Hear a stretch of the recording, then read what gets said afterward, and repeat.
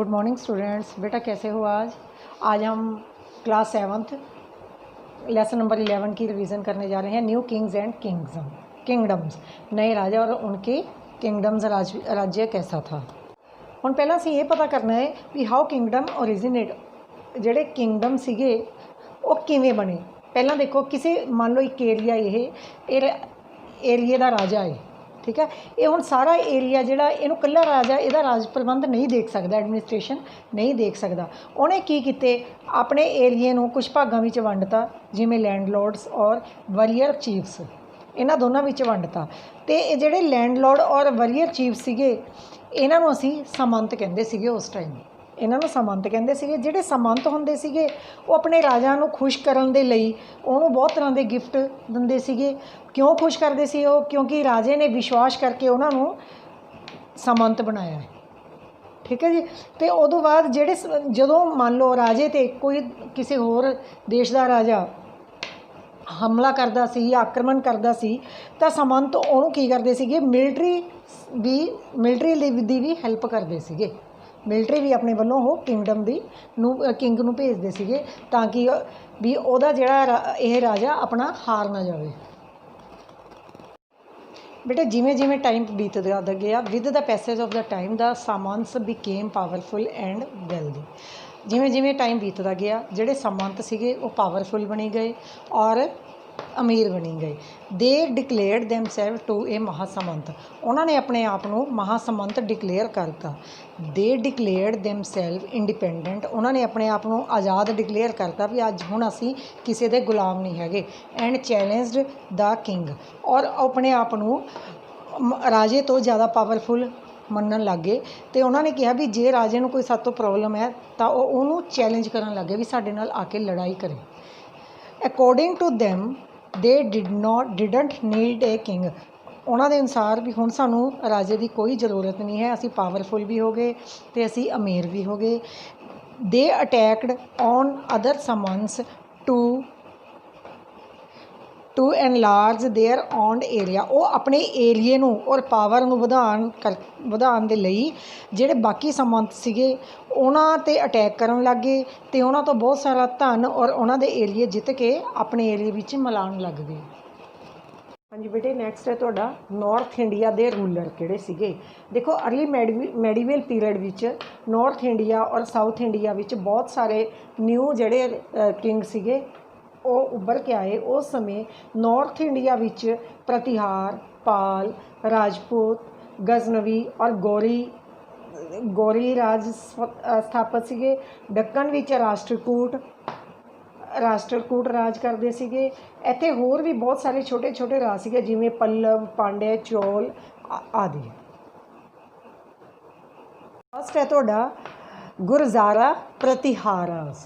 गुरजारा प्रतिहार जिहड़ा राजा सीगा वो राजस्थान और गुजरात के हिस्सों में राज करता सीगा। नागा भट्ट पहले ने 725 ईस्वी विच 725 एडी विच अवंती और साउथ राजस्थान के भागों में प्रतिहार वंश की स्थापना की सीगी। और मिहिर भोज इस वंश का सब तो शक्तिशाली राजा सीगा। किहड़ा सी? मिहिर भोज सब तो शक्तिशाली राजा सीगा। उस दे राजकाल विच वंश अपनी पूरी चरम सीमा ते सी, इत्थों तक कि उसने कनौज नूं जित लिया सी। ते उहदा पुत्र जिहड़ा सीगा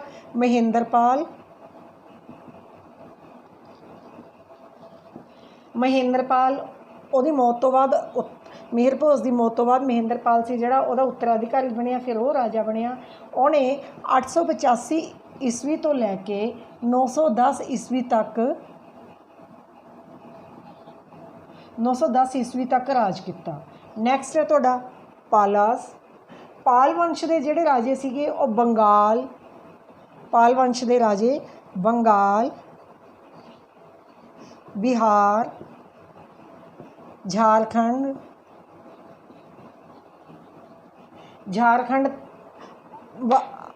झारखंड ते राज करते सीगे। और 750 ईस्वी विच गोपाल ने बंगाल और बिहार विच पाल वंश की स्थापना की सी। एदा पुत्र सीगा जिहड़ा गोपाल ने बंगाल पुत्र धर्मपाल इस वंश का शक्तिशाली राजा सीगा। उन्हें 770 एडी तो 810 AD तक राज किया। उसने बहुत सारे इलाके जीते तो उन्होंने अपने राज विच मिला लिया। तो वह एक बुद्ध धर्म नूं मनण वाला सीगा। उसने विक्रमशिला विहार की स्थापना की, जो कि बाद विच एक महान यूनीवर्सिटी बन गई। नैक्सट है तुहाडा राष्ट्रकूट। राष्ट्रकूट सीगा जिहड़ा वो दक्कन और तुंगभद्रा नदियां दे नॉर्थ एरिए विच, नॉर्थ एरिए नूं कहा जाता है। ते दंती दुर्ग सी जिहड़ा, दंती दुर्ग ने 742 ईस्वी विच महाराष्ट्र विच राष्ट्रकूट दी वंश की स्थापना की सी। दंती दुर्ग की मौत तो बाद उहदा बेटा कृष्ण पहला, गोविंद दूजा, ध्रुव, गोविंद तीजा, अश्व अमोघ वर्ष और कृष्ण तीजा इस वंश के शासक होए। उन्होंने दक्षिणी भारत विच चालुक्या ते पल्लवां नाल लड़ाइयां लड़ियां ते राष्ट्रकूट राजियां ने कनौज ते कब्जा करन लई पाल और प्रतिहार जिहड़े शासक सीगे, पाल और प्रतिहार राजे सीगे, उन्हां नाल संघर्ष किया।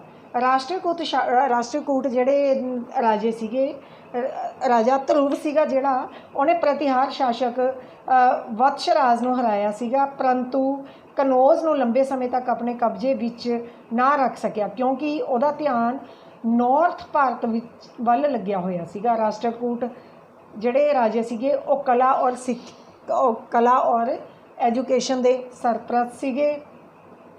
कृष्ण पहले ने एलोरा विच कैलाश मंदिर बनवाया और अमोघ वर्ष जिहड़ा राजा सीगा वो एक वधिया पोइट सीगा। नैक्सट अगे आपां पढ़ना भी north India which society, economy और रिलीजन किहो जिहा सीगा। सब तो पहला आपां लैंदे सोसाइटी।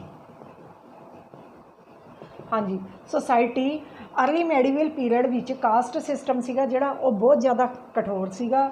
समाज 4 कास्टां विच वंडिया गया सी। सब तो पहली ब्राह्मण,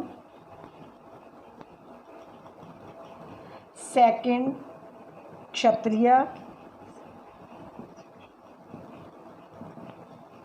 थर्ड वैश्य, फोर्थ शूद्र। हाँ जी, ब्राह्मणों का सी जिहड़ा वो बहुत ज़्यादा सत्कार किया जाता सीगा क्योंकि वो धार्मिक रस्मां नूं पूरा करते सीगे। जिहड़े क्षत्रिय लोग सीगे उन्हां नूं राजे दे सिपाही बनते सीगे ते वो युद्ध विच भाग लैंदे सी। जिहड़े वैश्य सीगे वो व्यापारी वर्ग नाल संबंध रखते सीगे, वो ट्रेड करते सी। जिहड़े शूद्र सीगे, शूद्र नीवी जाति के लोगों नूं कहा जाता सी ते उस समय इन्हां दी हालत सी जिहड़ी वो बहुत ही तरसयोग सीगी। नैक्सट है इकोनॉमी। इकोनॉमी किहो जिही सीगी। अर्ली मैਡੀਵਲ पीरियड विच लोकां दा जिहड़ा मुख धंधा सीगा वो सीगा एग्रीकल्चर सीगा। इस समय जिहड़े व्यापारी सीगे भारत दे वो व्यापार करन, अपनी मतलब भी फसल का व्यापार करने लई दूसरे इलाकों में जाते सीगे। इसलिए भारत विच बाहरले देशों तो कीमती पत्थर, मसाले, सिल्क, ऊनी सूती कपड़े, चंदन, लकड़ी, सब्जियां, नारियल आदि भेजदा सी, जदों कि मिड एशिया तो भारत विच खंजूरां, शराब, घोड़े आदि मंगवाए जाते सीगे। नैक्सट है तुहाडा रिलीजन। उस टाइम रिलीजन किहो जिहा सीगा। अर्ली मैਡੀਵਲ पीरियड विच किहड़े धर्म सीगे? जैन धर्म, बुद्ध धर्म सीगे और हिंदू धर्म। हिंदू धर्म सीगे जिहड़े राजपूत सीगे वो हिंदू धर्म के अनुयायी सीगे, हिंदू धर्म नूं ज़्यादा मनदे सीगे। इस करके इस धर्म ने इन्हां राज्यां दे काल विच बहुत ज़्यादा तरक्की की है। अर्ली मैਡੀਵਲ पीरियड विच भारत विच शैव और वैष्णव धर्म बहुत ज़्यादा प्रसिद्ध सीगा। लोग विष्णु और शिव की पूजा करते सीगे ते विष्णु दे ਪਹਿਲੇ 10 ਅਵਤਾਰਾਂ ਦੀ ਪੂਜਾ ਕਰਦੇ ਸੀਗੇ। ਉਸ ਦੌਰਾਨ ਭਾਰਤ ਦੇ ਨਾਰਥ ਔਰ ਸਾਊਥ ਭਾਗ ਵਿੱਚ ਭਗਤੀ ਲਹਿਰ ਬਹੁਤ ਜ਼ਿਆਦਾ ਪ੍ਰਸਿੱਧ ਸੀ। ਗੁਰੂ ਨਾਨਕ ਦੇਵ ਜੀ, ਰਾਮਾਨੁਜ, ਮਾਧਵ ਆਦਿ ਨੇ ਈਸ਼ਵਰ ਭਗਤੀ ਕਰਨ ਲਈ ਜ਼ੋਰ ਦਿੱਤਾ ਅਤੇ ਉਹਨਾਂ ਨੇ ਲੋਕਾਂ ਨੂੰ ਇਹ ਟੀਚਿੰਗ ਦਿੱਤੀ ਕਿ ਪਰਮਾਤਮਾ ਦੀ ਸਾਫ਼ ਦਿਲ ਨਾਲ ਪੂਜਾ ਕਰਨ ਨਾਲ ਹੀ ਮੁਕਤੀ ਪ੍ਰਾਪਤ ਹੁੰਦੀ ਹੈ।